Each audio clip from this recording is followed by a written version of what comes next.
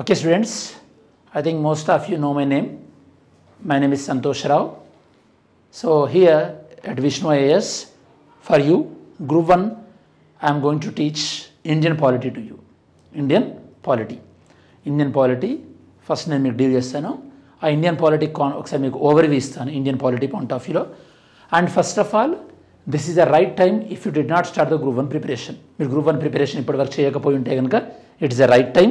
ఎందుకంటే గవర్నమెంట్ మళ్ళీ కొన్ని 60 జాబ్స్ వరకు యాడ్ చేసి మళ్ళీ నోటిఫికేషన్ ఇవ్వబోతుంది కాబట్టి సో మనకి ఎగ్జామ్ ఉండడానికి అంటే ప్రిలిమ్స్ వరకు అట్లీస్ట్ ఒక 3 months ఈజీగా టైం ఉండే అవకాశం ఉంటుంది, 3 to 4 months. సో ఇంతవరకు మీరు చదవకపోయినా లాస్ట్ నోటిఫికేషన్ మీరు మిస్ అయిందనుకున్నా కూడా better you start this preparation. Okay, so first regarding the preparation and regarding the Indian polity we are having 5 topics. Indian పాలిటీకి సంబంధించి కాన్స్టిట్యూషన్ ఆఫ్ ఇండియా అంటే భారతదేశ రాజ్యాంగం గురించి, కాన్స్టిట్యూషన్ ఆఫ్ ఇండియా. ఇందులో మనకి 5 యూనిట్స్ ఇచ్చారు. ఫస్ట్ యూనిట్ వచ్చేసి మనకి ఎవల్యూషన్ ఆఫ్ కాన్స్టిట్యూషన్ అంటే మన కాన్స్టిట్యూషన్ ఎలా ఎవాల్వ్ అయిందని చెప్పేసి, ఇందులో మనకి role of the drafting committee role ఏంటని, దాంతోపాటు కాన్స్టిట్యూషనల్ ఫిలాసఫీ అంటే మన భారతదేశ రాజ్యాంగం యొక్క మెయిన్ ఐడియాలజీ కానీ ఫిలాసఫీ కానీ ఏంటి అని చెప్పేసి, దాంతోపాటు ప్రియాంబుల్ అంటే మనకి ఈ యొక్క రాజ్యాంగ ప్రవేశిక ప్రియాంబుల్ గురించి చదువుతాం. And salient features and basic structures of amendment.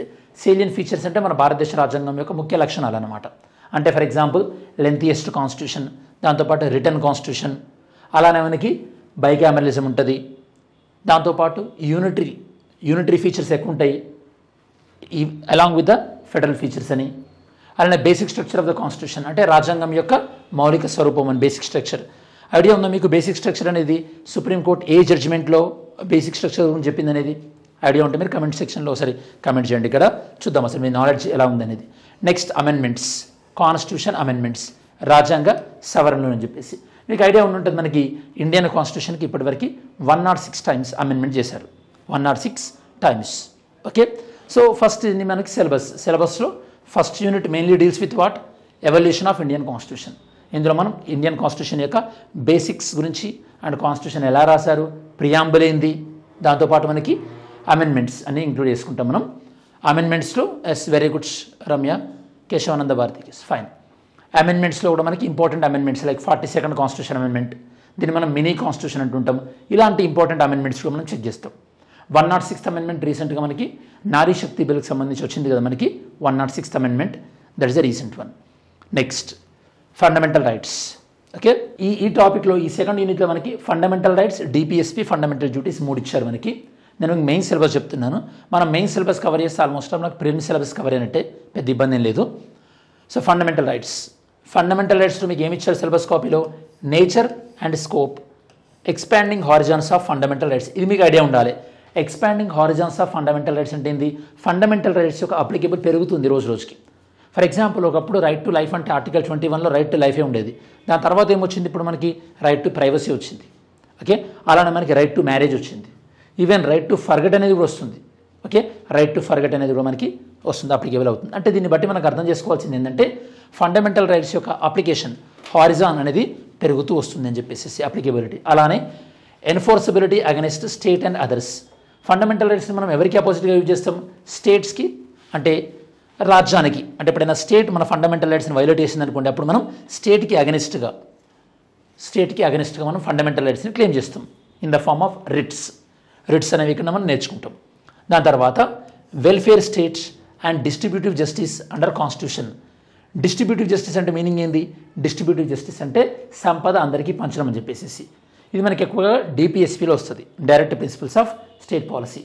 మీరు డిపిఎస్పి తీసుకుంటే ఇందులో మీకు ఆర్టికల్ 39B కానీ ఆర్టికల్ 39C కానీ ఇవన్నీ కూడా మనకి డిస్ట్రిబ్యూటివ్ జస్టిసే వస్తాయి అన్నమాట. ఆర్టికల్ 39B ఏం చెప్తుంది? మనకి మెటీరియల్ సోర్సెస్ అంటే సమాజంలో ఉన్నటువంటి ఆస్తి అనేది. Okay, that means the wealth of the society should be used for the greater good. Okay, సమాజంలో ఉన్నటువంటి వెల్త్ అనేది చాలామందికి యూజ్ అయ్యే విధంగా వెల్త్ అనేది డిస్ట్రిబ్యూట్ అవ్వాలి. అట్లాంటప్పుడు మనకి ల్యాండ్ రిఫార్మ్స్ లాంటివి మనం డిస్కస్ చేస్తాం. అలానే మనకి DPSP, direct principles of state policy. దాని తర్వాత మనకి ఫండమెంటల్ డ్యూటీస్ అంటే మనకి యూనిట్ 2లో డిపిఎస్పి, దాంతోపాటు ఫండమెంటల్ రైట్స్, ఫండమెంటల్ డ్యూటీస్ 3 ఉన్నాయి అనమాట. ఇప్పటివరకు నేను మీకు సిలబస్ ఓరియంటేషన్లో భాగంగా ఫస్ట్ 2 యూనిట్స్లో ఏమేమి కవర్ అయినాయి అని చెప్తున్నాను. థర్డ్ వన్ ఏమి ఇచ్చారు చూద్దాం ఒకసారి. సిస్టమ్ ఆఫ్ గవర్నమెంట్ సిస్టమ్స్ గురించి ఇచ్చారు. పార్లమెంటరీ ఫార్మ్ ఆఫ్ గవర్నమెంట్, ఆబ్వియస్గా ఇండియా మనకి parliamentary form of government follow అవుతుంది. పార్లమెంటరీ ఫార్మ్ ఆఫ్ గవర్నమెంట్ అంటే ఇక్కడ మనం ఏం చదువుకుంటాం, the relationship between the legislature and executive. Parliament form of గవర్నమెంట్లో executive is responsible to legislature, article 75 clause 3. దాంతోపాటు ఇంకేమిచ్చారు ఇక్కడ మనకి, సెంట్రల్ గవర్నమెంట్, యూనియన్ గవర్నమెంట్ గురించి, president, prime minister, council of ministers, ఇలా అంటే ఇది మొత్తం కూడా యూనియన్ ఎగ్జిక్యూటివ్ అనమాట. యూనియన్ ఎగ్జిక్యూటివ్ అంటే ఎవరెవరు ఉంటారు, president, vice president, council of ministers, attorney general, వీళ్ళందరూ కలిపి యూనియన్ ఎగ్జిక్యూటివ్ ఉంటారు. ఇంకేమిచ్చారు సిలబస్లో ఇక్కడ మీకు, పార్లమెంట్ యొక్క powers and functions. Parliament functions అంటే పార్లమెంట్ అనేది ఎగ్జిక్యూటివ్ని ఎలా కంట్రోల్ చేస్తుందని.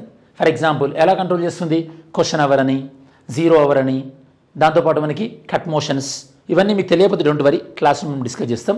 కట్ మోషన్స్ అని, దాంతోపాటు మనకి ప్రివిలేజ్ మోషన్ అని, no confidence motion of confidence, motion of thanks, ఇలా మన ఇండియాలో లెజిస్లేచర్ అనేది ఎగ్జిక్యూటివ్ని కంట్రోల్ చేస్తుంది అనమాట.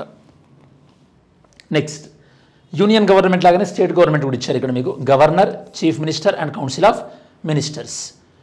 సేమ్ ఇక్కడ కూడా లెజిస్లేటివ్ ప్రివిలేజెస్ గురించి సార్ చాలా ఇంపార్టెంట్, మనకి ప్రిలిమ్స్లో కూడా ఇంపార్టెంట్. లెజిస్లేటివ్ ప్రివిలేజెస్ గురించి ఆర్టికల్ 105, మహువా మైత్రా పైన ప్రివిలేజెస్ వైలేట్ అయినాయని చెప్పేసి తన పైన కేస్ అంటే ఫైల్ అయింది కదా, మహువా మైత్రా పైన తనను ఈవెన్ డిస్క్వాలిఫై కూడా చేశారు. Okay, ethics committee Mahua Maitra, very very important, తెలుసు అనుకున్నా మీకు. నెక్స్ట్ జ్యుడిషియల్ సిస్టమ్ ఇన్ ఇండియాలో జ్యుడిషియల్ సిస్టమ్ గురించి 4th యూనిట్లో ఇచ్చారు. ఇండియాలో జ్యుడిషియల్ సిస్టమ్ అని ఏం మెన్షన్ చేశారు ఇక్కడ, సుప్రీంకోర్టు, హైకోర్టు మెన్షన్ చేశారు. దాంతోపాటు అడ్మినిస్ట్రేటివ్ ట్రిబ్యునల్స్ని మెన్షన్ చేశారు. West Bengal, very good, Mahua Maitra, west Bengal. So administrative tribunals అంటే మనకి క్యాట్, సెంట్రల్ అడ్మినిస్ట్రేటివ్ ట్రిబ్యునల్ కూడా వస్తుంది మనకి, క్యాట్. యాక్చువల్లీ అడ్మినిస్ట్రేటివ్ ట్రిబ్యునల్స్ అనేవి మన ఇండియన్ కాన్స్టిట్యూషన్లో ఒరిజినల్గా లేవు. తర్వాత మనకి స్వరణ్ సింగ్ కమిటీ రికమెండ్ చేస్తే ఆర్టికల్ 323A, 323Bలో ఇంక్లూడ్ చేసుకున్నాం ట్రిబ్యునల్స్. Supreme court, high courts. నిన్ననే సుప్రీంకోర్టు గురించి ఒక న్యూస్ వచ్చింది, ఏంటంటే సుప్రీంకోర్టు యొక్క జడ్జెస్ యొక్క ఏజ్, వాళ్ళ యొక్క పర్ఫార్మెన్స్ని బేస్ చేసుకొని వాళ్ళ ఏజ్ పెంచితే ఎలా ఉంటుందని చెప్పేసి చూసారా మీకు. ఒక పార్లమెంటరీ ప్యానెల్ ఒక రికమెండేషన్ ఇచ్చింది, ఇలా ఉంటే ఎట్లుంటుందని చెప్పేసి. కాకపోతే గవర్నమెంట్ ఆఫ్ ఇండియా ఆ రికమెండేషన్ని కన్సిడర్ చేయలేదనుకోండి. ఓకే, అందులో ఉన్నటువంటి ఇష్యూస్ చాలానే ఉంటాయి. పర్ఫార్మెన్స్ని బేస్ చేసుకొని వాళ్ళ అంటే ప్రమోషన్ చేయడం అనేది that leads to lack of ట్రాన్స్పరెన్సీగా ఉండదని చెప్పేసి అది వద్దని చెప్పింది అనమాట వీళ్ళు మెయిన్గా. ఓకే, నెక్స్ట్ సబార్డినేట్ జ్యుడిషియల్ అంటే దిగువ స్థాయి న్యాయస్థానాలు, జ్యుడిషియల్ రివ్యూ, న్యాయ సమీక్ష, జ్యుడిషియల్ యాక్టివిజం, దాంతోపాటు independency of judiciary and judicial accountability. Judicial review అంటే న్యాయ సమీక్ష అనమాట. మనందరూ తెలుసు, ఏదైనా సరే కోర్టు జడ్జిమెంట్ ఇచ్చిన తర్వాత తన జడ్జిమెంట్ని తనే రివ్యూ చేసుకొని కావాలంటే దానికి అగెనిస్ట్గా కూడా వేరే జడ్జిమెంట్ కూడా ఇవ్వచ్చు సుప్రీంకోర్టు. ఫర్ ఎగ్జాంపుల్ మీరు చూస్తే మీకు కేశవానంద భారతి కేసులో సుప్రీంకోర్టు ఏం చెప్పింది, preamble is not part of the constitution అని చెప్పారు కేశవానంద భారతి కేసులో, బేరుబారి కేసులో. బట్ కేశవానంద భారతి కేసు 1973లో సుప్రీంకోర్టు ఏం చెప్పింది, 1973లో ప్రియాంబుల్ అనేది కాన్స్టిట్యూషన్లో ఒక పార్ట్ అని చెప్పేసి. ఇలా మనకి judicial review. Next judicial activism అంటే మనకి కొన్ని సిచ్యువేషన్లు ఏమవుతుందంటే, పార్లమెంట్ ఏదైనా లా చేసింది అనుకోండి, అప్పుడు సుప్రీంకోర్టు ఆ లా కాన్స్టిట్యూషన్కి ఫేవరబుల్గా ఉందా, అగెనిస్ట్గా ఉందా, అంటే కాన్స్టిట్యూషన్కి అకార్డింగ్ టు ఉందా, అగెనిస్ట్గా ఉందా అని చెప్పేసి చెక్ చేసి సుప్రీంకోర్టు ఆ లా అనేది whether it is valid according to the constitution are not అని చెప్తుంది. దాన్ని మనం జ్యుడిషియల్ రివ్యూ అంటాం. నెక్స్ట్ జ్యుడిషియల్ అకౌంటబిలిటీ అంటే లైక్ సుప్రీంకోర్టులో ట్రాన్స్పరెన్సీ అకౌంటబిలిటీని ఎలా ఇంప్రూవ్ చేస్తున్నామని చెప్పేసి. ఫర్ ఎగ్జాంపుల్ ఇప్పుడు జడ్జెస్ ఉన్నారనుకోండి, వాళ్ళని ఎవరు తీసేయచ్చు, పార్లమెంట్ తీసేయచ్చు. Okay, on the grounds of misbehaviour and incapacity. ఇది మొత్తం కూడా judicial accountability. Next federal system. ఇది చాలా చాలా ఇంపార్టెంట్ స్టూడెంట్స్, మనకి ఫెడరల్ సిస్టమ్ అనేది వెరీ వెరీ ఇంపార్టెంట్. ఎందుకంటే ఈ మధ్యలో సెంటర్ స్టేట్ రిలేషన్స్ అనేవి చాలా డైనమిక్గా మారుతూ వస్తున్నాయి. ఎస్పెషల్లీ గవర్నర్తో చాలా ఇష్యూ వస్తుంది చాలా స్టేట్స్లలో కూడా. ఇంతకుముందు మనకి తెలంగాణలో కూడా ఇంతకుముందు గవర్నమెంట్ కొన్ని బిల్స్ పాస్ చేసి పంపించినప్పుడు గవర్నర్ స్టాప్ చేయడం, దాని తర్వాత తమిళనాడు గవర్నర్ తనకి ఇచ్చినటువంటి స్పీచ్ కాకుండా, గవర్నమెంట్ ఇచ్చిన స్పీచ్ కాకుండా తన స్పీచ్ కొన్ని వర్డ్స్ యాడ్ చేసుకొని చదవడం, ఇవన్నీ మీరు వినుంటారు. So centre state relations are going to be very very important. ఇందులో ఏమి ఇచ్చారో చూద్దాం ఒకసారి. ఫెడరల్ సిస్టంలో centre state relations, issues and challenges. Centre state రిలేషన్స్లో ఉన్న ఛాలెంజెస్ ఏంటి అని మీకు సిలబస్ కాపీలో ఇచ్చారు. ఛాలెంజెస్ మెయిన్గా ఇప్పుడు మనకి సెంటర్కి స్టేట్కి ఏ విషయంలో ఛాలెంజ్ వస్తుందంటే ఫినాన్స్ విషయంలో. ఫినాన్స్ కమిషన్ అలొకేషన్ సరిగా లేదు, అంటే సౌత్ ఇండియన్ స్టేట్స్ ఎక్కువ కంట్రిబ్యూట్ చేస్తున్నాయి బట్ తక్కువ డబ్బులు వస్తుందని చెప్పేసి ఫెడరల్ ఇష్యూ ఉంది. ఓకే, దాంతోపాటు గవర్నర్ని తీసేసి ప్రొసీజర్ ఉండాలని చెప్పేసి కేరళ గవర్నమెంట్ సుప్రీంకోర్టును రిక్వెస్ట్ చేసింది. నెక్స్ట్ ఇందులో మనకి లోకల్ గవర్నమెంట్స్ ఇచ్చారు. 73rd and 74th అమెండ్మెంట్ మీకు గుర్తుంటే కనుక లోకల్ గవర్నమెంట్స్ ఏ ప్రైమ్ మినిస్టర్ టైంలో వచ్చింది మనకి లోకల్ గవర్నమెంట్స్?